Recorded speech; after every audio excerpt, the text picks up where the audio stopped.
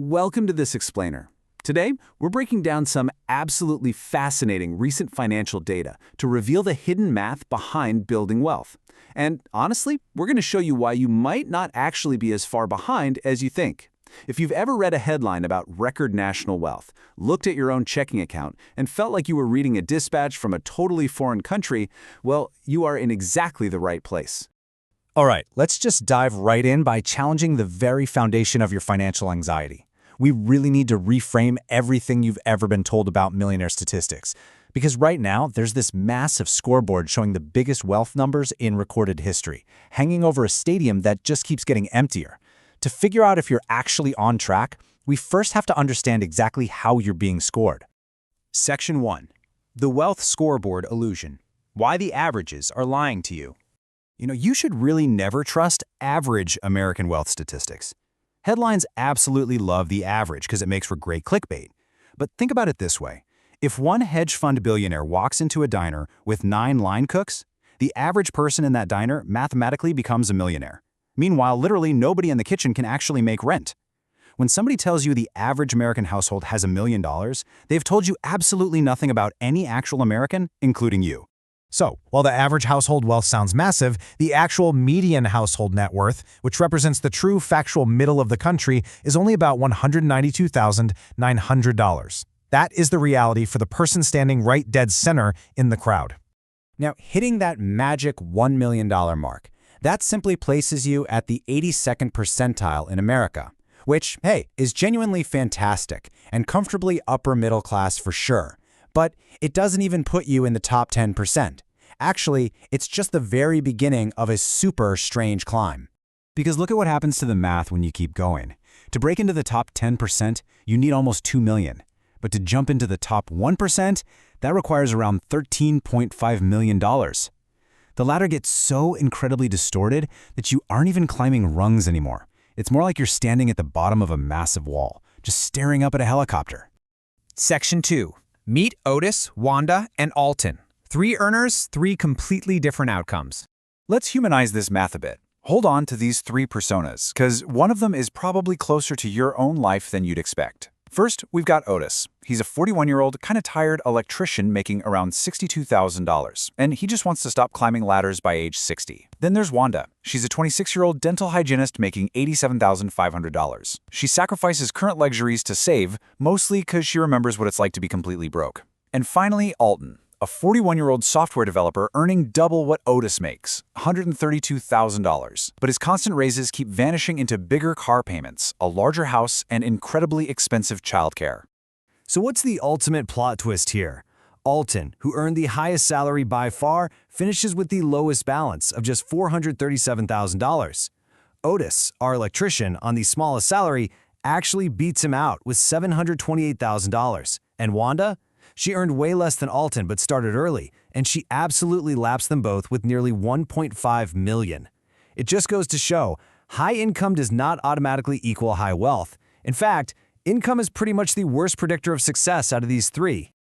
Which brings us to Section 3. The tale of 2 clocks. Compounding versus inflation. Imagine there are 2 clocks on the wall behind you, but you've only ever been handed the first one. That first clock, that's compounding. It runs on years, it works for you, and it steadily ticks up and to the right. But the second clock, well, it doesn't tick.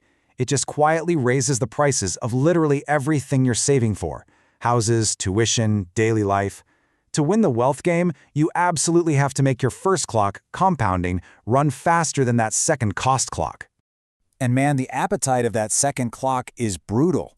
If Wanda saves $600 a month from age 26 to 65, her actual statement at retirement will proudly read $3.4 million. But in today's purchasing power, that only buys $1.5 million worth of goods. That massive difference is the cost clock eating 39 years of your lunch. Politely, just one bite at a time. This reveals the absolute staggering cost of waiting. To put it into perspective, if you want to hit $2 million in today's purchasing power by age 65 and you start at 22, it takes about $610 a month. But wait until you're 50, you're going to need over $6,300 a month. Same exact destination, but the price literally multiplies by 10 across a single working lifetime. Delaying is without a doubt the most expensive, invisible purchase you will ever make. And the worst part is, nobody even hands you a receipt for it. All right, Section 4. Why the rules changed. You didn't fail the test was redesigned.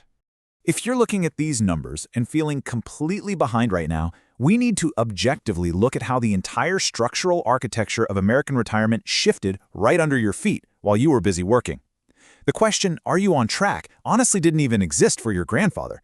Back in the early 1980s, roughly 6 in 10 private sector workers had a pension. Today, it's just 4%.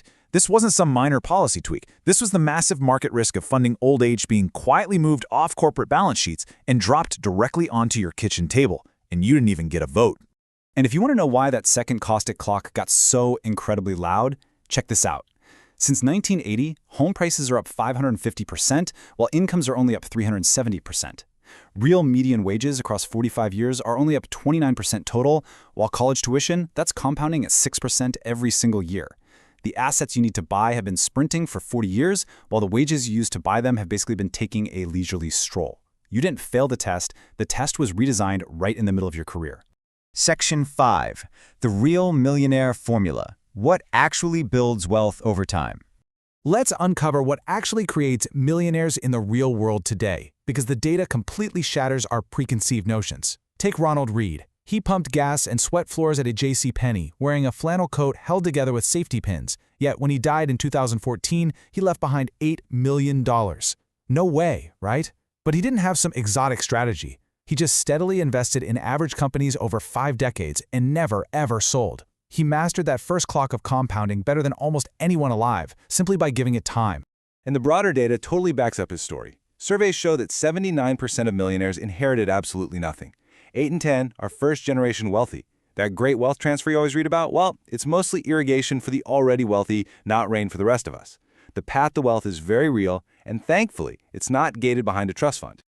Ultimately, wealth is dictated by just 3 variables: your savings rate, the time you let it compound, and the friction you avoid, like high fees or panic selling. But notice what's completely missing here. Your specific job title and your huge salary are absolutely nowhere to be found. Rate, time, and friction are the only gears actually running the machine. Everything else is just decoration. Finally, Section 6, Buying Your Freedom, the true purpose of building wealth. Let's redefine what crossing that millionaire finish line actually means for your daily life. Because the word multi-millionaire puts a very specific and honestly often wrong picture in your head.